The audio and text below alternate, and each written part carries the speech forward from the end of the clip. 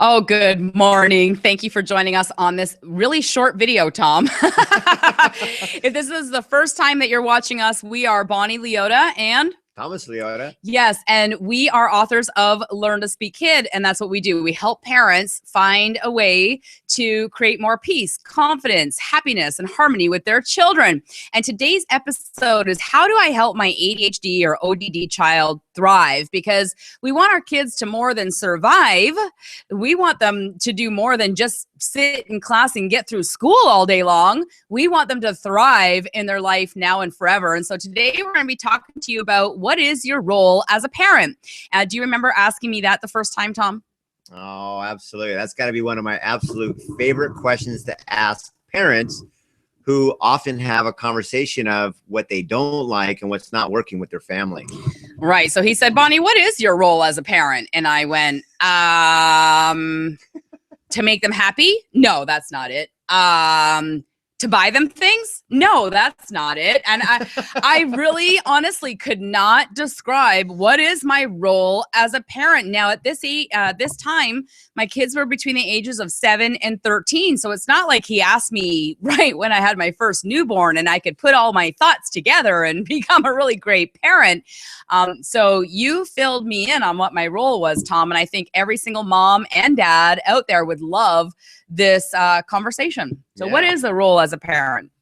Yeah, it's really a great question to be asking yourself and answer for yourself. But at first, a lot of us have never even been asked that question. So therefore, we really don't even, quote unquote, have an answer. Isn't it to control my children and discipline them when they're doing things wrong? Oh, let me guess. That's what your parents and your parents' parents probably did. Right? But if you were to ask a question like, well, what do you do for a job or what do you do for a living? Right off the bat, hey, I'm a dentist. I drill and fill. I have a secretary. They answer the phones. They do all those kinds of fun things. Isn't it interesting on how we have that right off the bat? We know our job description, but when it really comes down to what is your role as a parent, wow, that gives the old deer in the headlight look, right? And it's not right or wrong. It's just like, gosh, yeah. So let me just open this up here real quick and just read a quick quote. Because right out the beginning, know your role as a parent. My job is to give my child life skills.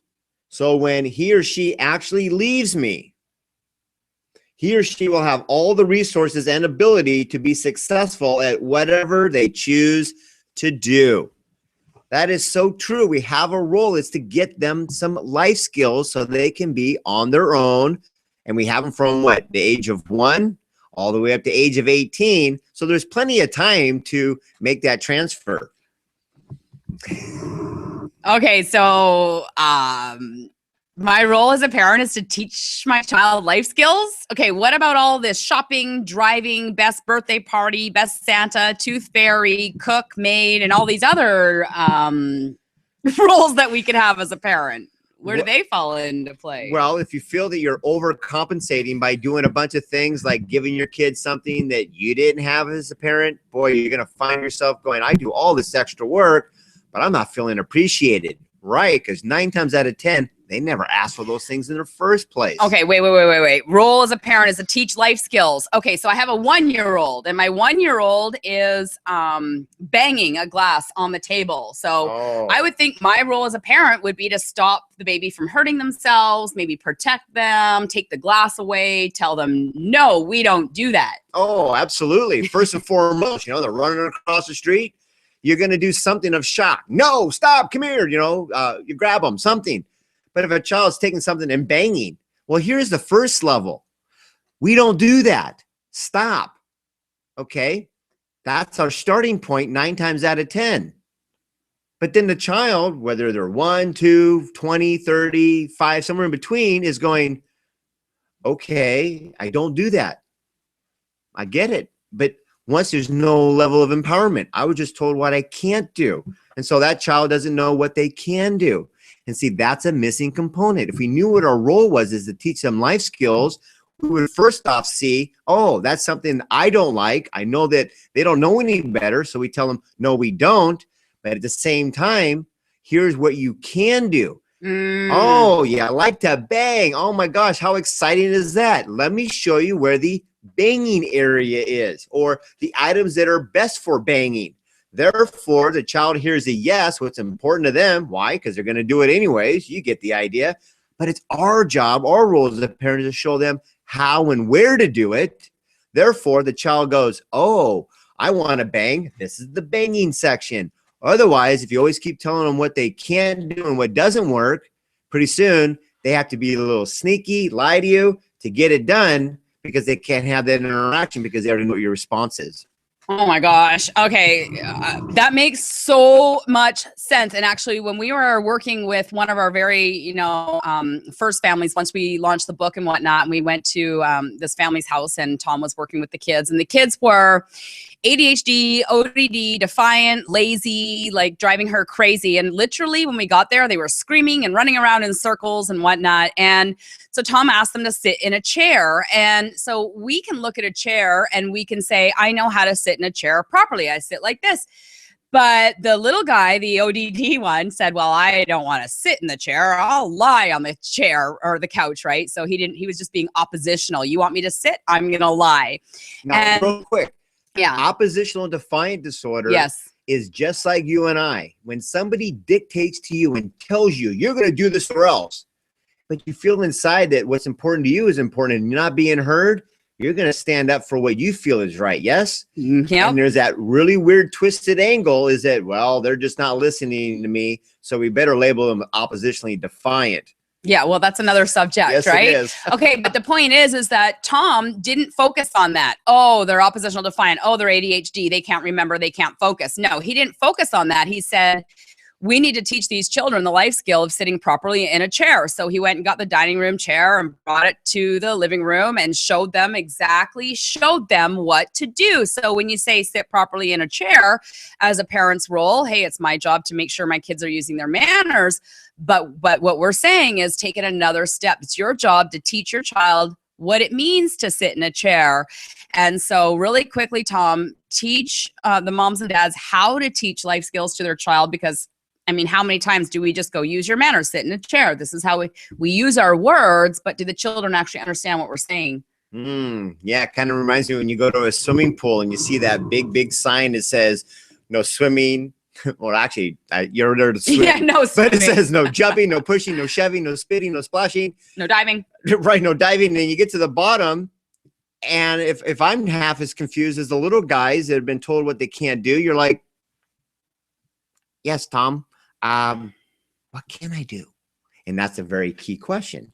So our job is to let them know what they can do. Yes. So here's a part is the mom was going to have dinner, and as any kind of life skill, could you imagine taking kids to a restaurant and they don't know how to sit still before they order?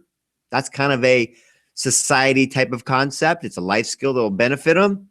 So here they are at home.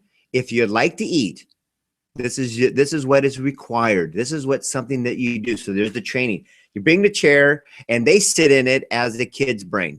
So you may or may not even understand what you're doing. Right. I am sitting. My butt's on sitting. It. You know. But if you would take the time to go, okay, here's the chair. You sit like this, feet on the side, hands on the table like this.